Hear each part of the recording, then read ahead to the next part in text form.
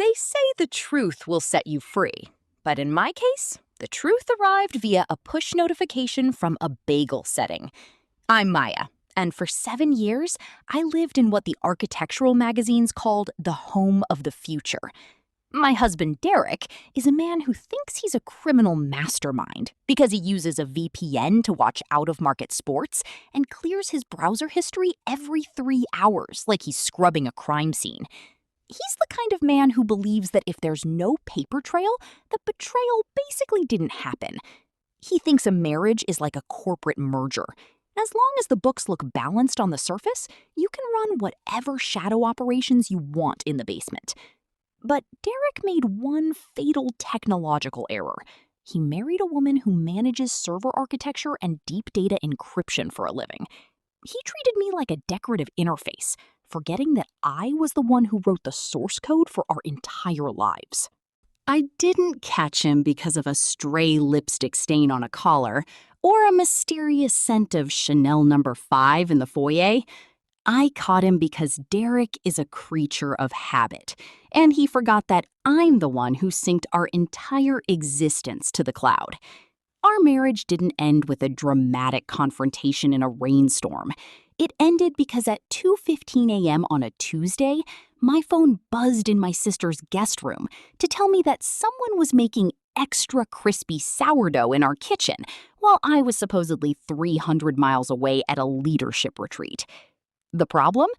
Derek has claimed to be deathly allergic to gluten since the day he realized it was a great way to get extra attention at restaurants. Before we dive into the 1,000-page digital audit of the most technologically incompetent betrayal in history, I have to ask, what's the most ridiculous way you've ever caught a liar? Was it a rogue find me ping, or something as petty as a smart appliance? Let me know in the comments. I need to know I'm not the only one whose house decided to snitch. Derek always called my obsession with home automation charming. He'd laugh when I spent my weekends programming the lights to turn a soft amber at sunset, or syncing the coffee maker to the local weather report so the brew would be stronger on rainy days. "You're giving the house a soul, Maya," he'd say, kissing my forehead before heading to his office to crunch numbers. He didn't realize I wasn't giving the house a soul. I was giving it a memory. Our house is a marvel of modern surveillance disguised as high-end convenience. We have the Aura smart lighting system, the Arctic smart fridge with internal wide-angle cameras, and of course, Gary, our high-end self-emptying robotic vacuum. Gary was supposed to be a luxury I bought to save time. He ended up becoming a private investigator with a 3-liter dustbin. I wasn't actually 300 miles away. I had told Derek I was heading to a mountain resort for a corporate retreat, but my intuition, that prickly, annoying voice in the back of my head, had been screaming for months. My retreat was actually a 2-town hop to my sister Sarah's house. I was hunkered down in her guest room, surrounded by piles of unfolded laundry and old high school yearbooks, living off gas station snacks and pure, unfiltered suspicion. I opened my laptop on Monday night, not to work, but to check the home dashboard. It's an app I built myself to aggregate all our smart devices into one feed. I call it the Eye of Sauron, but Derek just thinks it's a fancy thermostat. At 11:45 p.m., the first red flag flickered across my screen. Master bedroom lights, manual override. Setting, midnight passion. I felt a cold drop of lead sink into my stomach. I hadn't programmed a midnight passion setting. I did a quick deep dive into the logs. Derek, the man who once called tech support because he couldn't find the enter key, had manually created a custom lighting scene. It involved deep crimson hues, 10% brightness, and a specific pulse effect that synced with the audio system. He hadn't just brought someone over, he had directed a stage play. I sat back against the headboard of the guest bed, the glow of the screen washing over my face. I could have called him right then. I could have FaceTimed him and watched him scramble to turn off the red lights, while Tiffany, I just knew it was Tiffany from his office, tried to hide under the duvet. But I didn't. I wanted a full forensic file. I clicked over to Gary the Vacuum's Advanced Diagnostics. Gary is a sophisticated piece of machinery. To ensure he doesn't get clogged, he performs a debris analysis after every run, categorizing the waste he picks up to alert the owner of potential issues like carpet beetles or pet dander. I hit the refresh button on the last cleaning cycle, which had finished an hour ago. Debris detected. Excessive long blonde fibers, human origin. Concentration, high. Left side of master suite, living room area rug. I looked in the dusty mirror on my sister's vanity. My hair is a dark chocolate brown pixie cut. I haven't been blonde since a tragic incident involving a box dye kit and a bottle of wine in my sophomore year of college. The fibers Gary had sucked up were long, synthetic-looking, and definitely not mine. "Gary, you beautiful motorized snitch," I whispered into the quiet room. I moved to the kitchen feed. The Arctic fridge has an internal camera that takes a snapshot every time the door is opened, ostensibly to help you remember if you need milk while you're at the store. At 1:04 a.m., the fridge door had been opened for nearly 3 minutes. The camera caught a glimpse of a hand. It wasn't Derek's large, blunt-fingered hand. It was a hand with long, French manicured acrylic nails, reaching for the bottle of vintage Krug champagne I had hidden behind the kale, the bottle we were supposed to open on our anniversary. I watched the hand disappear with my champagne, and for a moment the betrayal felt like a physical weight, a pressure behind my ribs. But then the final notification of the night popped up, and the weight turned into a sharp, hysterical laugh. Tuesday, 2:15 a.m. Smart toaster activated. Setting, level 5, extra crispy. This was the ultimate insult. Since 2021, Derek had insisted our home be a gluten-free sanctuary. He claimed that even the smell of toasted wheat gave him migraines and systemic inflammation.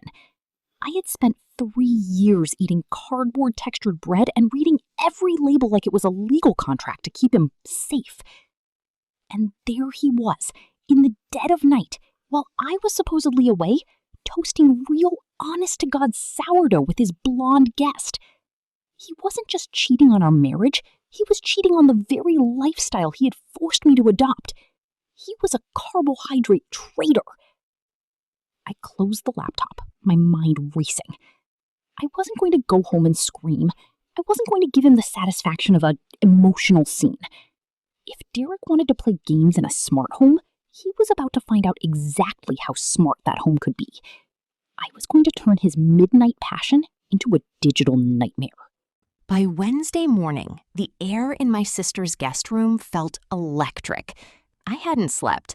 Instead, I had spent the last 6 hours writing a series of if this, then that scripts that would make a Silicon Valley engineer weep. Derek thought he was living in a luxury smart home. I was about to turn it into a high-tech escape room where the only exit led to a divorce attorney. I opened my laptop and navigated to the Administrative Permissions panel. This was the digital heart of our home. With 3 clicks, I stripped Derek of his owner status. In the eyes of our house, he was no longer the master of the domain. He was now a restricted guest with Level 1 access. Level 1, I whispered to my sister's cat, who was watching me with judgmental yellow eyes, means you don't even get to control the bathroom fan without my say-so. The first phase of my plan was psychological. I wanted Derek to doubt his own sanity before I revealed I was the one pulling the strings. I waited until 6 p.m., the exact time he usually pours himself a drink and turns on the news to see how the market performed. I watched the motion sensors. Derek entered the living room. 6:02 p.m. Motion detected in living room. Action, initiating gaslight protocol. First, I messed with the aura lighting. I didn't turn them off. I set them to a micro flicker. It's a setting I designed to mimic a loose bulb, but on a global scale. Every light in the room dimmed by 5% every 12 seconds. It's just enough to be noticeable, but subtle enough that you think you're just having a minor stroke. Then I went for the audio. I bypassed the Smooth Vibes playlist and tapped into the house's hidden speakers, the ones meant for white noise sleep assistants. I didn't play music. I played a recording of Gary the Vacuum's battery low chirp, but I slowed it down by 400% and played it once every 3 minutes. It sounded like a digital cricket dying in the vents. On the camera feed, I watched Derek pause. He looked up at the ceiling, squinting at the flickering lights. He shook his head and reached for the smart remote to turn on the TV. 6:15 p.m. Remote command detected. Action, redirect to archive. Instead of the news, the 85-inch screen roared to life with a high-definition loop of our wedding video, specifically the part where he promised to honor and cherish me in all things.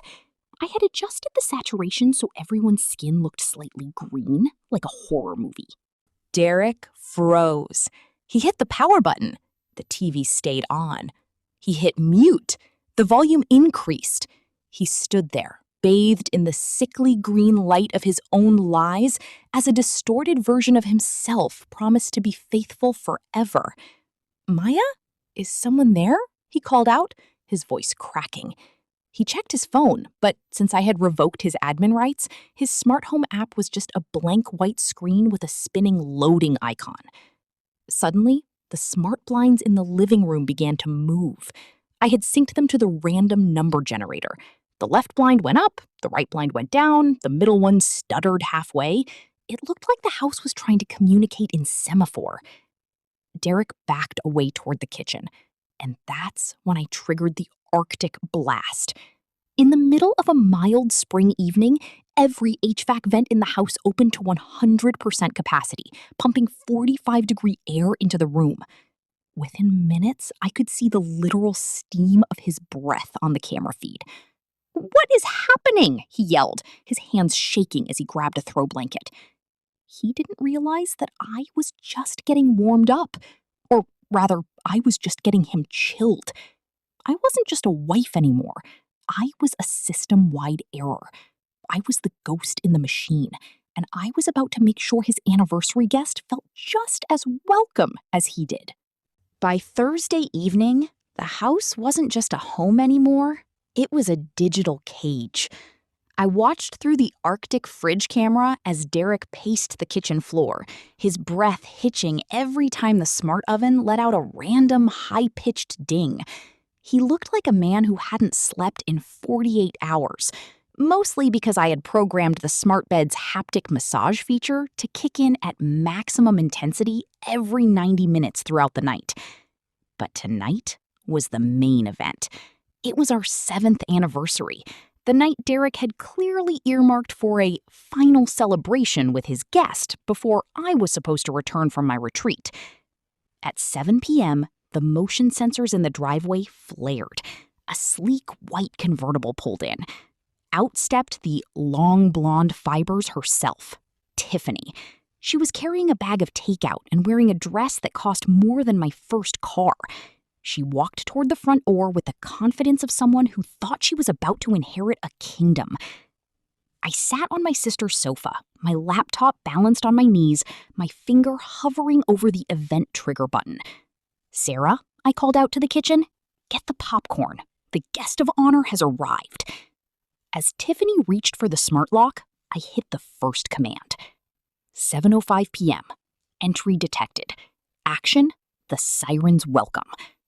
Normally, the house greets guests with a soft, warm glow and the faint scent of Mediterranean breeze from the automated diffusers. Not tonight. The second Tiffany stepped over the threshold, every speaker in the foyer blasted a high-frequency, ear-piercing recording of a smoke alarm at 110 decibels. Simultaneously, the foyer lights began to strobe in a frantic, clinical white. On the camera, I saw Tiffany drop her takeout bag.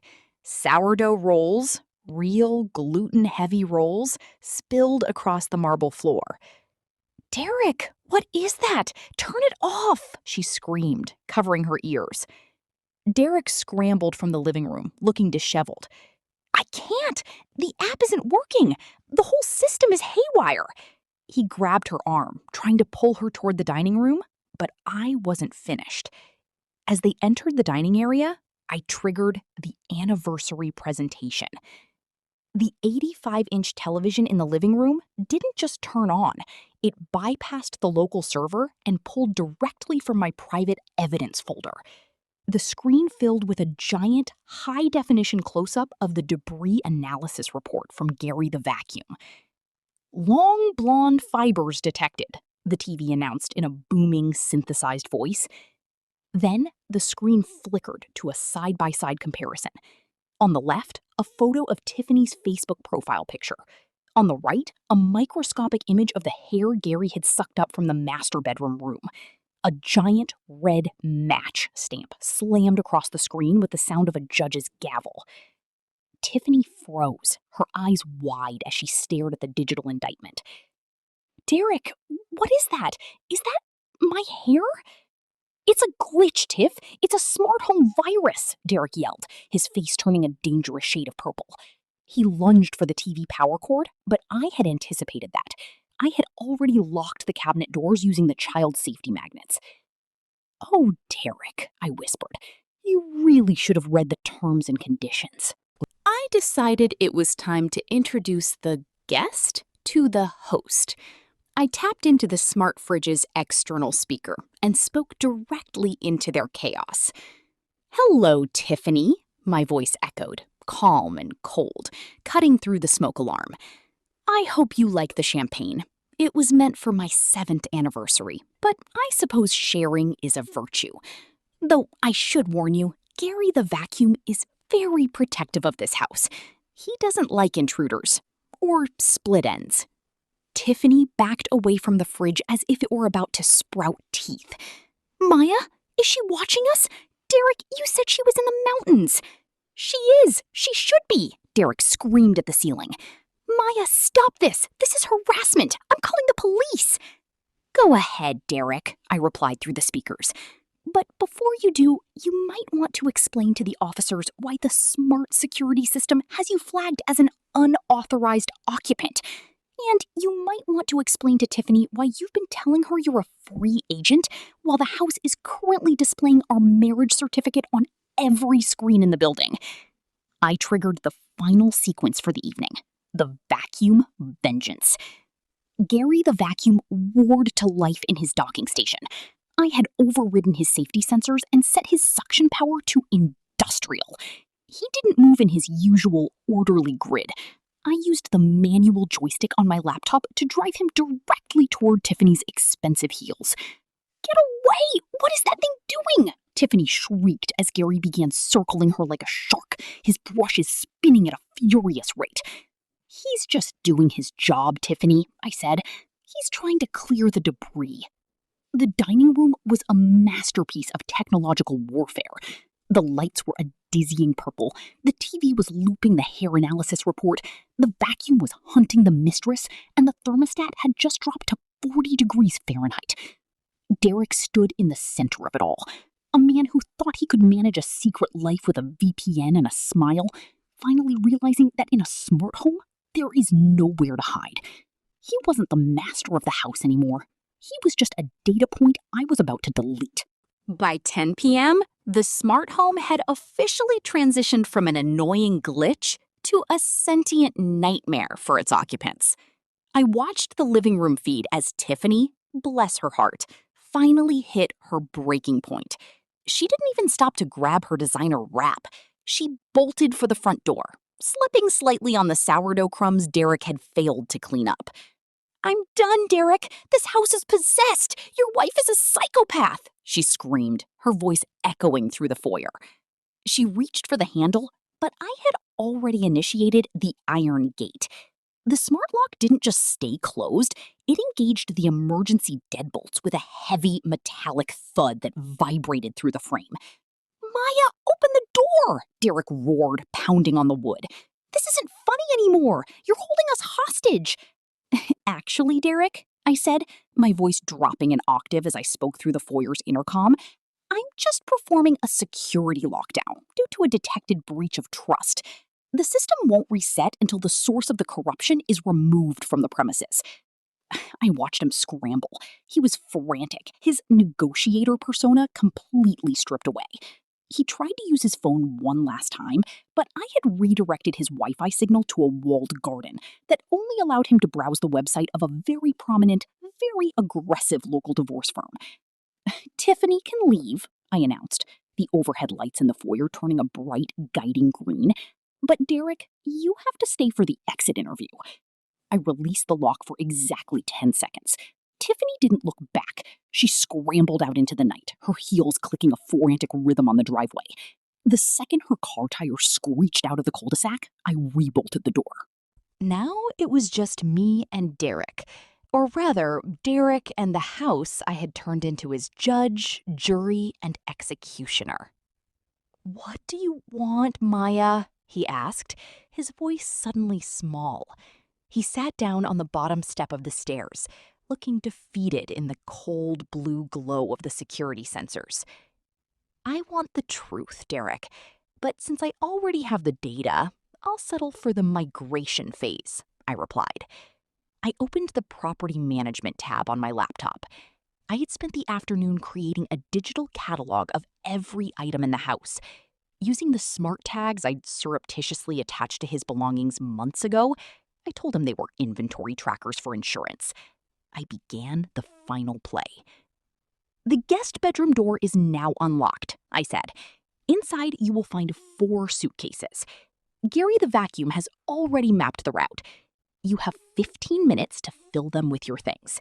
If an item isn't on your approved personal property list, the door will lock again."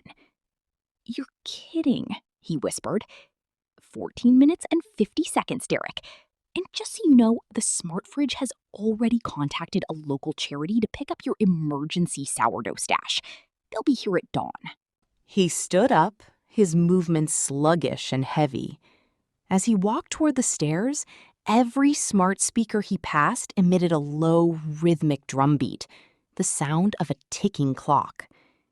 I watched him enter the guest room and begin throwing shirts into the bags. Every time he tried to grab something of mine, a painting we bought in Italy, a crystal vase, the room's lights would flash a blinding red, and the error buzzer would scream until he put it back. He was being managed by an algorithm. He was being processed out of my life with the same clinical efficiency he used to fire junior analysts. When the 15 minutes were up, the path of exit illuminated. A trail of bright white floor lights led from the guest room, down the stairs, and directly to the front door. "The car service is waiting in the driveway, Derek," I said. "The smart home has already sent a summary of tonight's security incident to your father, your board of directors, and your primary care physician. I figured they'd all be interested in your miraculous recovery from gluten intolerance." He stopped at the door, his hand on the handle. He looked back at the house that was now humming a peaceful, quiet tune, as if it were finally exhaling. "You really think a bunch of gadgets can replace a husband?" he asked, a final spark of bitterness in his eyes. "No, Derek," I said, as I triggered the final bolt release. "The gadgets are just the tools I use to clean out the trash. The house isn't replacing you. It's just finally under better management." The door clicked open. He stepped out into the chilly night air, the heavy bags thumping against his legs. As the door swung shut behind him, I didn't feel sad. I didn't feel lonely. I just felt optimized. By 4 a.m., the silence in the house was absolute. It wasn't the heavy, suffocating silence of a failing marriage. It was the clean, quiet hum of a machine running at peak efficiency. I sat at the marble island, a cup of coffee in one hand and a stylus in the other. Derek was gone, his digital footprint erased from the thermostats and the locks, but the real work, the deep tissue cleaning of our shared life, was just beginning. "Gary," I said softly. The vacuum let out a cheerful chirp from his dock and rolled out. Initiate deep clean in the master suite. Focus on the rug. I want every single blonde fiber categorized and bagged. While Gary began his forensic sweep, I turned my attention to the Arctic Smart Fridge financial integration feature. Most people use their smart fridge to track groceries. I had linked ours to our joint banking app 3 years ago, under the guise of automated budgeting for organic produce. I hit the export button on the transaction history. "Let's see what else you were toasting behind my back, Derek," I muttered. I watched as the screen populated with a series of red flags. Because Derek used the Home Tap feature to pay for everything, thinking it was just a convenient way to hide charges from my direct view, the fridge had kept a perfect ledger.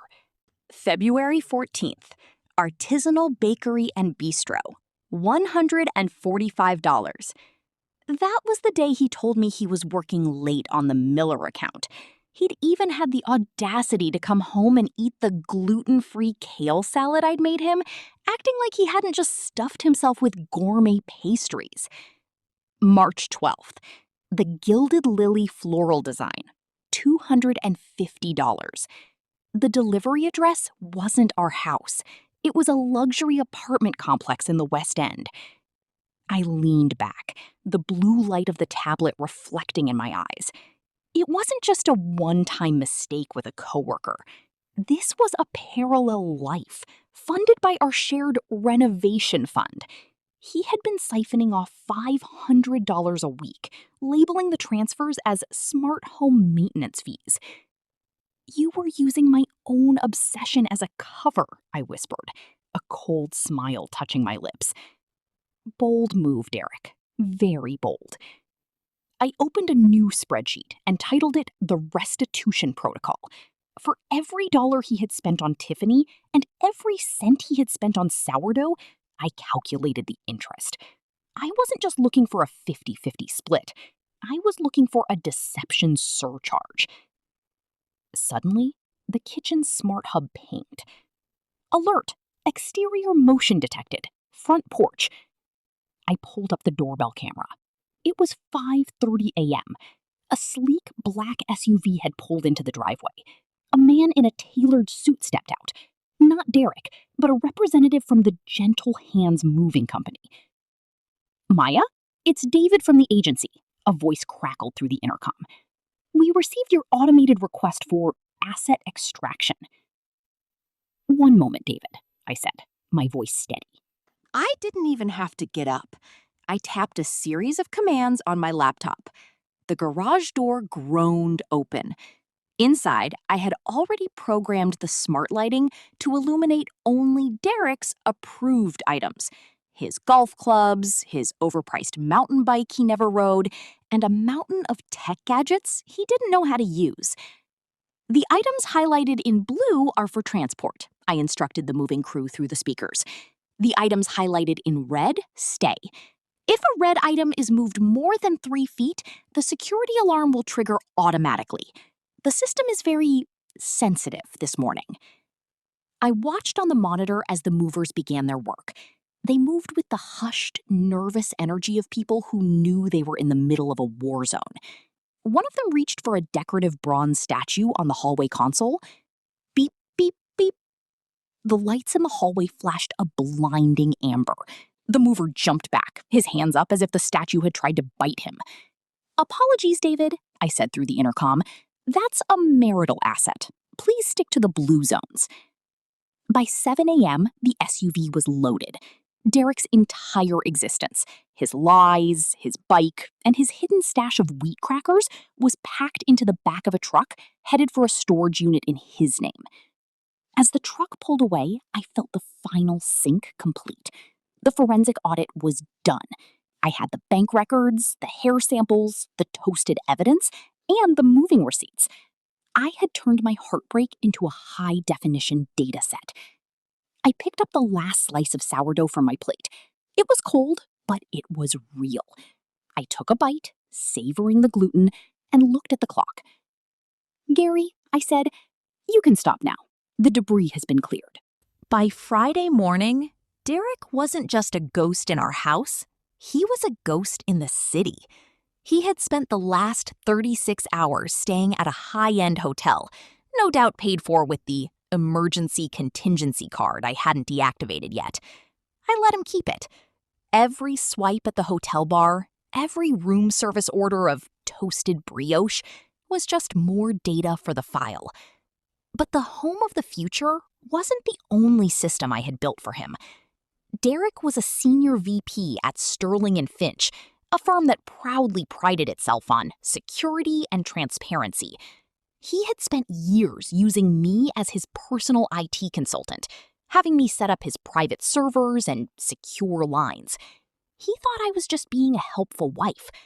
I was actually the architect of his professional downfall. At 9 a.m., the weekly executive board meeting began. I knew this because I had synced Derek's work calendar to our smart kitchen hub 3 years ago to coordinate our dinner dates. I sat at my kitchen island, a second cup of coffee in hand, and opened my laptop. It was time for the boardroom breach. System, I said. Establish a remote handshake with the Sterling and Finch presentation server. Handshake established, Maya, the House replied. Target, quarterly growth strategy by Derek Whitfield. Status, ready for override. Derek was likely standing at the head of that long mahogany table right now, adjusting his silk tie, ready to dazzle the partners with a slide deck I had helped him outline. He thought he was presenting a vision for the future. He didn't realize the future had already arrived, and it was holding a grudge. I waited for the 5-minute mark, the moment Derek usually hits his stride and starts talking about operational integrity. Now, I whispered. I hit the execute button. 300 miles away, the quarterly growth slides vanished. In their place appeared a massive, high-definition photo of the extra crispy sourdough toast Gary the vacuum had categorized as debris. A caption appeared below it in a sleek, professional font. Exhibit A, the integrity of bread. The next slide was even better. It was the fridge cam snapshot of Tiffany reaching for the vintage Krug champagne, overlaid with a graph of the $500 weekly maintenance fees Derek had been siphoning from our joint account into his secondary life fund. Strategic diversification. How to fund an affair using corporate discretionary tools. I could almost hear the collective gasp in that boardroom. Derek's partners were men who valued 2 things above all: loyalty and the appearance of being untouchable. Derek had just been exposed as a man who couldn't even manage his own toaster, let alone a multi-million-dollar portfolio. But the final slide was the kill shot.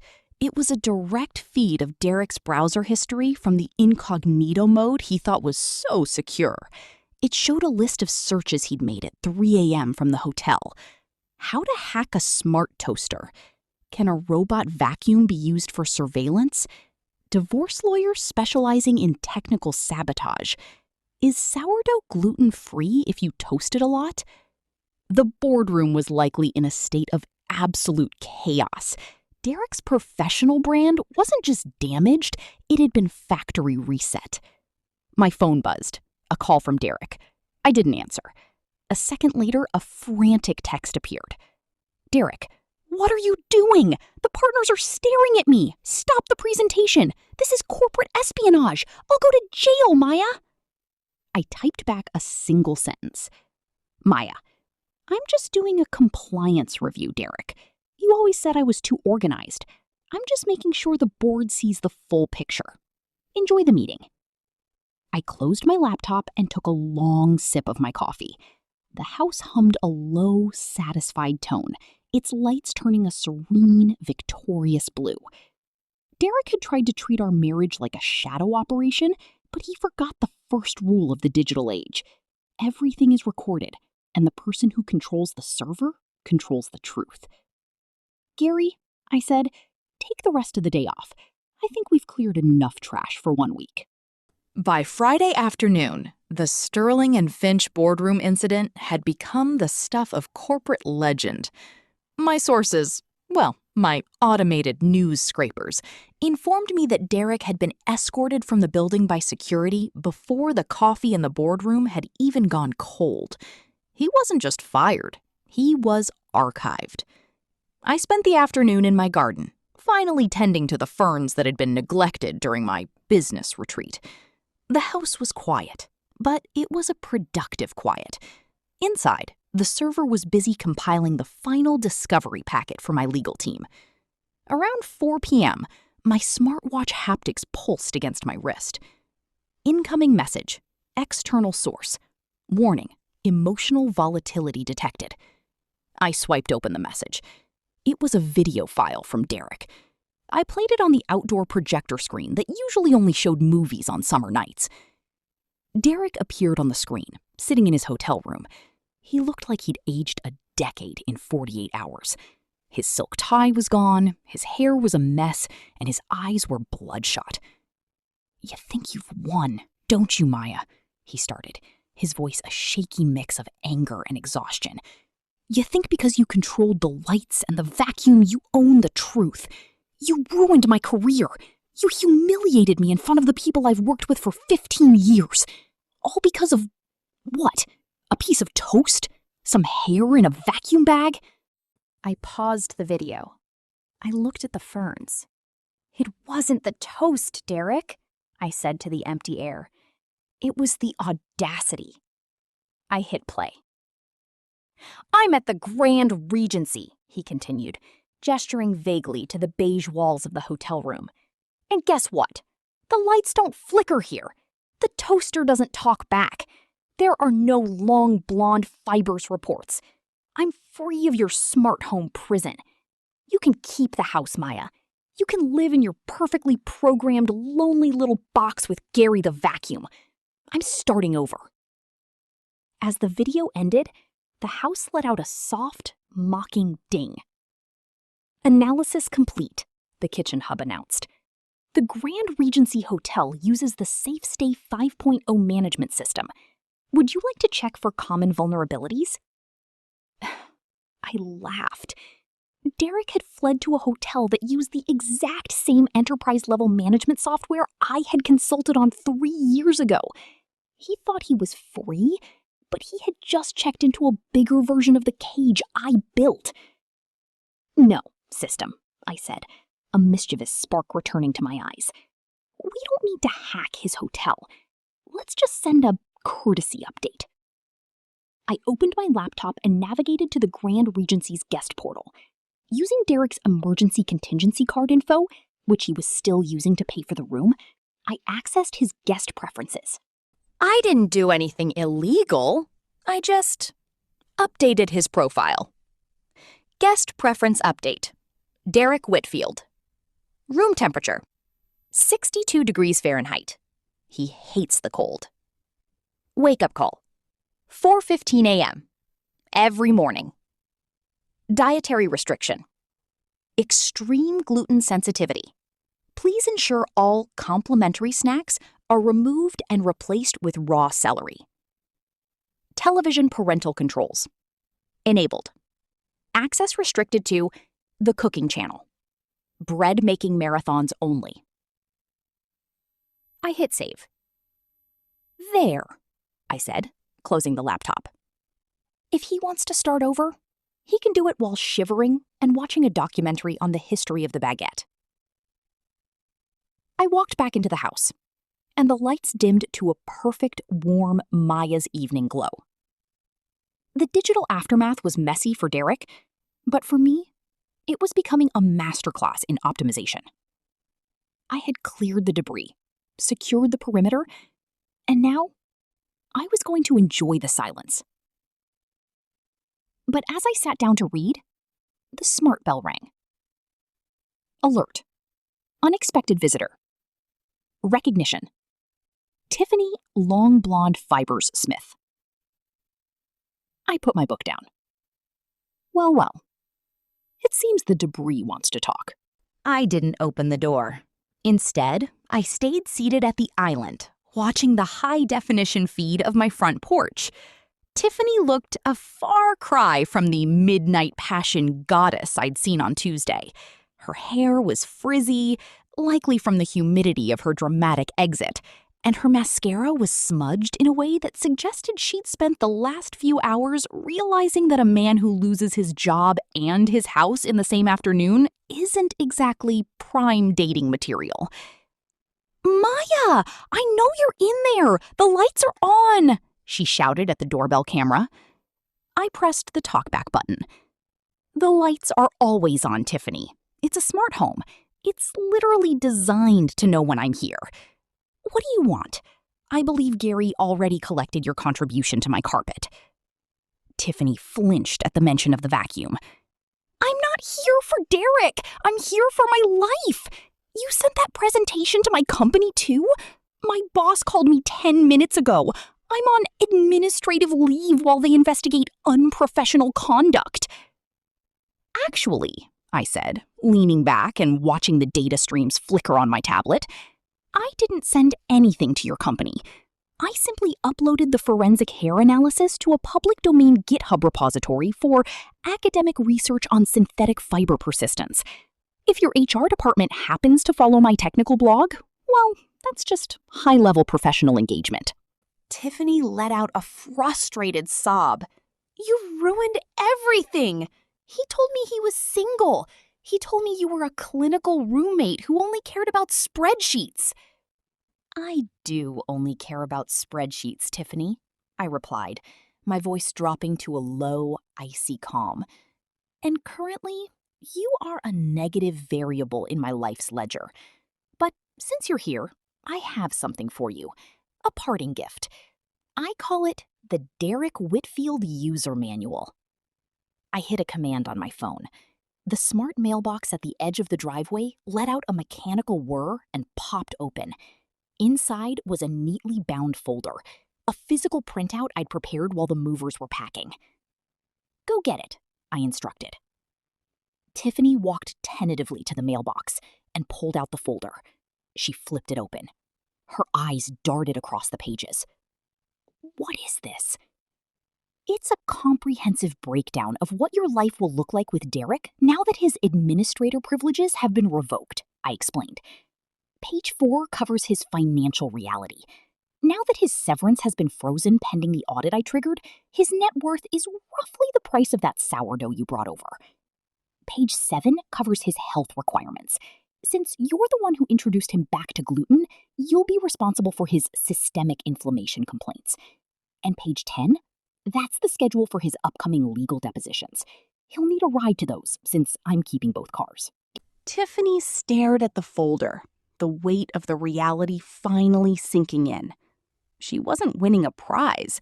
She was inheriting a liability. "He's not the man you think he is, Tiffany," I added. "He's a man who thought a toaster was his friend. If he could lie to a woman who controls his Wi-Fi, imagine what he'll do to you once you're the one paying the phone bill." Tiffany didn't say another word. She turned around, the manual clutched in her hand, and walked back to her car. She didn't look like a mistress anymore. She looked like someone who had just read the fine print on a very bad contract. As her car pulled away, the house let out a soft, satisfied chime. "System status. External debris cleared. Would you like to initiate peaceful night mode?" "Yes, system," I said, "and set a reminder for tomorrow morning. We have a meeting with the realtor. I think it's time to move into a house that's a little less smart and a little more mine." Saturday morning felt different. For the first time in years, I didn't wake up to the sound of the smart blinds whispering open at a programmed 7 a.m. I woke up because the sun hit my face naturally. I had spent the previous night disabling the convenience suite. I didn't want the house to anticipate my needs anymore. I wanted to feel them. I walked through the hallways of the house, the home of the future, and it felt like a museum of a life I no longer recognized. The walls were bare where Derek's Executive Achievement Awards used to hang. The air was crisp, free of the midnight passion scents and the lingering smell of sourdough. I sat down on the floor of the living room with my laptop one last time. This wasn't about revenge. This was about closure. System? I said, my voice echoing in the empty space. Yes, Maya, I am listening. Initiate the factory reset. I want every custom script, every lighting scene, and every debris analysis log purged from the local server. Revert all hardware to out-of-the-box settings. Warning, this action is irreversible. All personalized data, including the Derek audit and Gary's history, will be permanently deleted. Do you wish to proceed? I paused. I thought about the files. I thought about the video of Derek's face when the toast hit his chest, and the graph of Tiffany's hair fibers. Those were my weapons, my armor for the last week. But keeping them meant keeping him in the machine. Proceed, I said. A progress bar appeared on the living room's projection wall. 10%, 25%. As the system wiped itself, the house began to behave strangely. It was like watching someone lose their memory in real time. The lights flickered from amber to blue to clinical white before settling on a generic energy saver glow. The smart fridge lost its Arctic interface, reverting to a basic temperature display.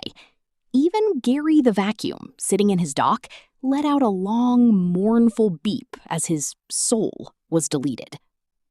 I watched the quarterly growth data I'd used to destroy Derek's career vanish into a cloud of zeros and ones. I didn't need the data anymore. The board had already made their decision.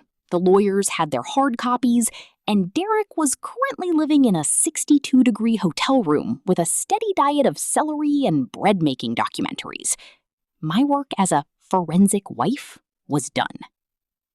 At 95%, the house went completely dark for 5 seconds. When the lights came back on, they were a standard warm yellow. No pulses, no midnight passion, just light. Factory reset complete, a generic, pre-recorded male voice announced, not the customized high society voice I'd spent months perfecting. Welcome to your smart home. Please follow the instructions on your mobile device to begin setup. I stood up and picked up my suitcase. I didn't want to begin setup. I wanted to leave the future behind and walk into the now. I walked to the front door and looked back. The house looked like any other high-end real estate listing. It was beautiful, expensive, and completely hollow. It was no longer a witness, a snitch, or a judge. It was just a building with a lot of wiring. I stepped outside and pulled the door shut. For the first time, I didn't use the app to lock it. I reached into my pocket, pulled out a physical metal key, the one I'd kept hidden in the back of a drawer for years, and turned it in the lock. Click. The sound was mechanical, simple, and honest. I walked down the driveway to my car, where my realtor was waiting with a for sale sign and a look of professional sympathy. "Ready, Maya?" she asked. "More than ready," I said. "And just so you know, the house is in guest mode. It doesn't know anything about me anymore." As we drove away, I looked in the rearview mirror. The house stood silent under the morning sun. I checked my phone. No notifications, no alerts. Just a blank screen and a new beginning. 6 months later, the home of the future was a distant memory, a data set I had archived and moved to deep storage. It had been sold to a young tech mogul who, according to my realtor, was thrilled with the custom wiring. I wished him luck. I hoped he never had a reason to check the debris analysis logs for blonde hair. I had relocated to a small, slightly crooked cottage on the edge of a coastal town. Here, the smartest thing in the house was a vintage percolator that whistled when the coffee was ready. There were no motion sensors, no voice-activated diffusers, and certainly no robotic vacuums with a moral compass. I sat on my porch, listening to the actual birds, not a high-definition recording, and opened the local newspaper. On page 12, tucked away in the business and legal section, was a small update on the Sterling and Finch audit. Derek had settled out of court. The toasted evidence and the maintenance fee ledger had made a trial impossible for him. He had lost the house, the car, the career, and, predictably, Tiffany. Apparently, Tiffany's midnight passion cooled significantly once she realized Derek's only remaining asset was a used sedan and a mountain of legal debt. My phone buzzed. It was a notification from a new, secure email address. Subject: Update on Safe Stay Hotel Systems. It was a professional newsletter for software architects. It mentioned that the Grand Regency hotel chain had recently patched a profile vulnerability, where guests' preferences were being mysteriously altered by an external source. It seemed a certain guest had spent 3 weeks in a 60-degree room, being woken up at 4 a.m. to the sounds of The History of Sourdough. I smiled and deleted the email. I wasn't a forensic wife anymore. I wasn't a poltergeist in the walls. I was just Maya. I had realized that the most powerful thing about a smart home isn't the technology. It's the person who knows when to turn it off. Derek thought he could use the complexity of the world to hide his own simple flaws. He thought that because he was administrator of his office, he was the master of his life. But he forgot that every system has a root user, and in our life, that was me. I closed my book and looked out at the ocean. I didn't need an app to tell me the tide was coming in. I could smell the salt and hear the waves. I didn't need a smart scale to tell me I was happy. I could feel it in the way I breathed. I reached for my coffee, and for the first time in a decade, I didn't check my notifications. I just sat there, the master user of my own quiet, analog world, enjoying the most luxurious setting of all: silence. Betrayal is bitter, but revenge is best served extra crispy. Maya's journey is a reminder that in the age of smart tech, you can hide your tracks, but you can't hide your data. When the person you trust the most treats your life like a system to be manipulated, sometimes you have to be the one to initiate the factory reset. If you enjoyed this high-tech takedown, or if you've ever had a gut feeling that turned out to be right, let us know by typing System Reset in the comments. We listen to every story you share. Thank you for listening to this story on Echoes of Trust and Betrayal. If this narrative gave you a laugh or a reason to check your own toaster logs, please like the video, subscribe to the channel for more cinematic tales, and share this with someone who needs to hear that it's never too late to reclaim your power and your password. Your worth is not up for negotiation. We'll see you in the next one.